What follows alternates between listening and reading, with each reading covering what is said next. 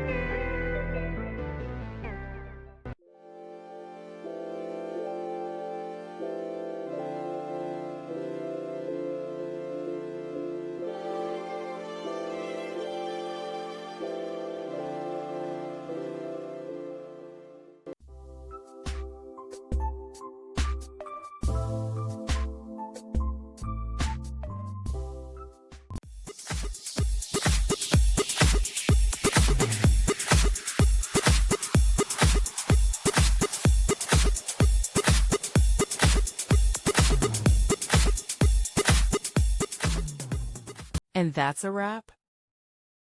I hope you found the answer you were looking for. If you did, take a second to hit that subscribe button. It really helps out.